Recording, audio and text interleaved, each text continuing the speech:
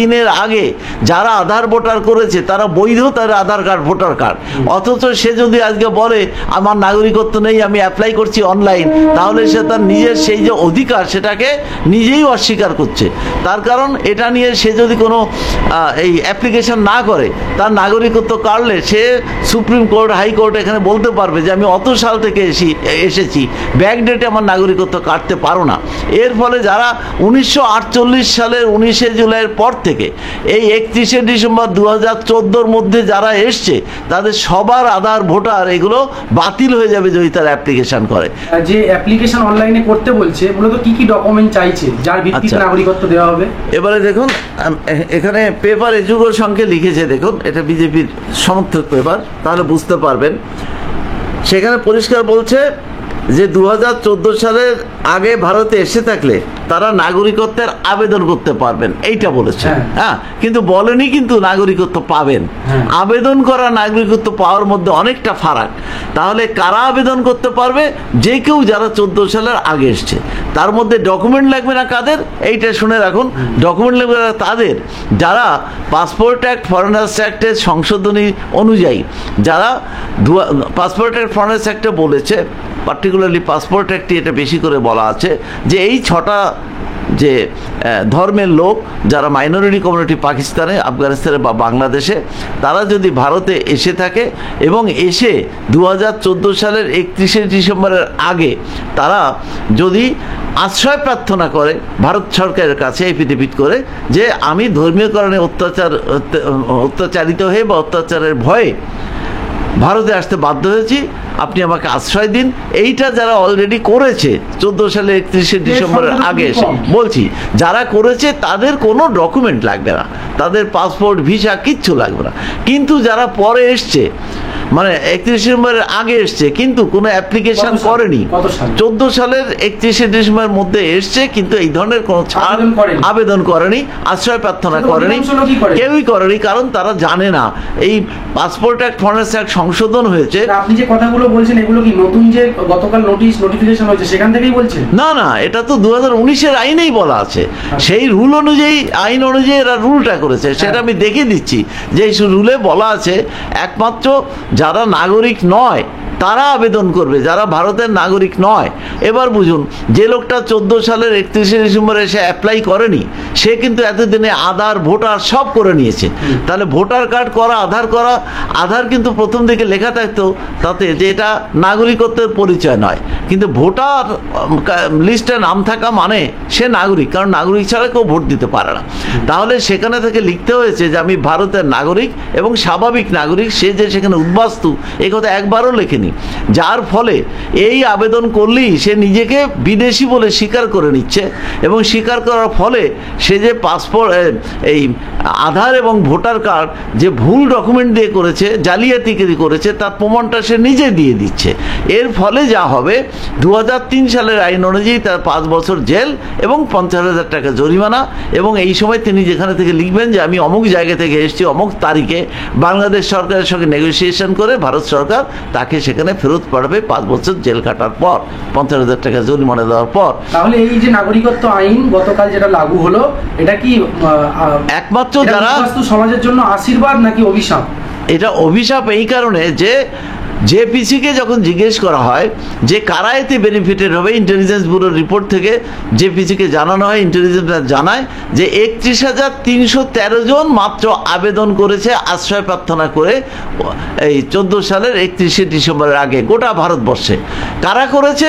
পশ্চিম পাকিস্তান থেকে এই লোকগুলো এসছে, এবং আসার পরে তারা যেটা করেছে তাদের বিজেপি বলেছে, কারণ বিজেপি বাঙালির ভালো চায় না, সে পশ্চিম পাকিস্তানের লোকদের বলেছে তোমরা এখনই এই আশ্রয় প্রার্থনা করো, ভবিষ্যতে আমরা পাসপোর্ট অ্যাক্ট, ফরেনার্স অ্যাক্ট সংশোধন করবো। তাই তারা আবেদন করেছে, কারণ পাসপোর্ট অ্যাক্ট, ফরেনার্স অ্যাক্ট সংশোধন হলো 8ই সেপ্টেম্বর 2015 সালে।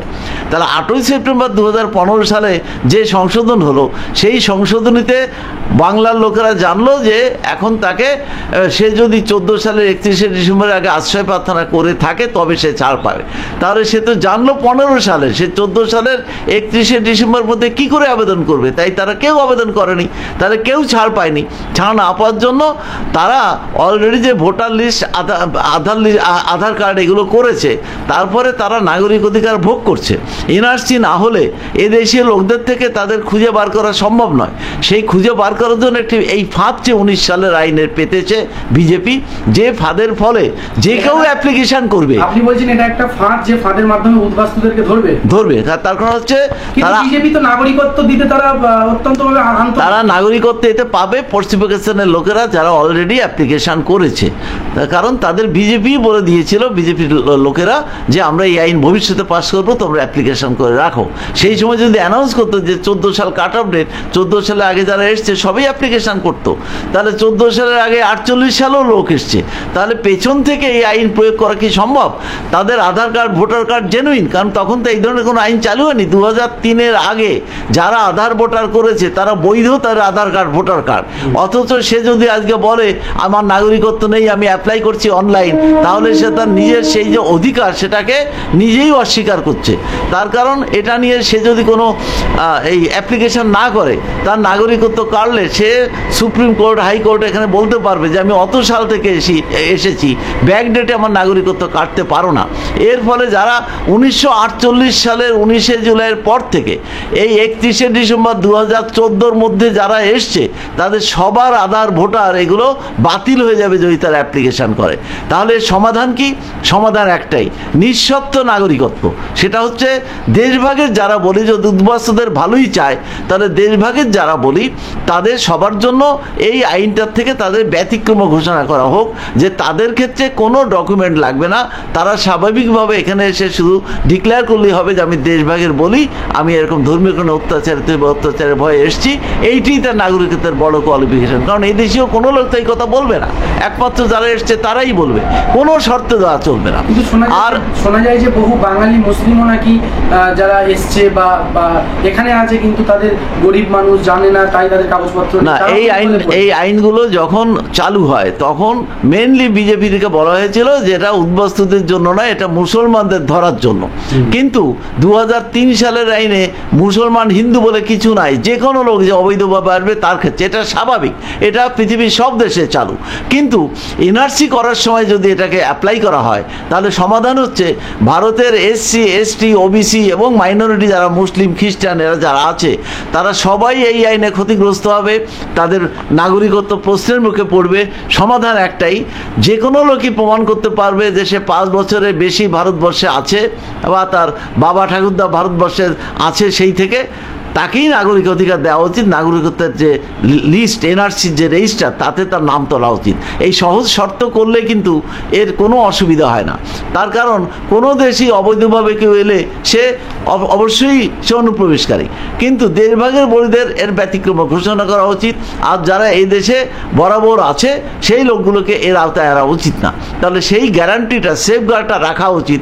সেই সেফগার্ডটা না রেখে আইন করে আসলে পিছিয়ে রাখা SC, ST, OBC এবং মাইনরিটি তাদের নাগরিক অধিকার তথা ভোটের অধিকার কেড়ে নিয়ে একমাত্র সো কল্ড উচ্চবর্ণদের ভোটে সরকার গঠনের এটা একটি ষড়যন্ত্র বলে আমি মনে করি। তাহলে কি আমাদের অনুষ্ঠান এখানেই শেষ করব না? আচ্ছা, আরেকটা কিছু বলার আছে, সামান্যভাবে বলছি, যে দেশভাগটা পার্টিকুলারলি হয়েছে এই সমস্ত পিছিয়ে পড়া সমাজকে দাবিয়ে রাখার জন্য। তার কারণ যে হরিগুরুচাঁদ যে আন্দোলন বাংলাদেশে অবিভক্ত ভারতে শুরু করেছিলেন 200 বছর আগে থেকে, যার ফলে তারা শিক্ষিত হয়।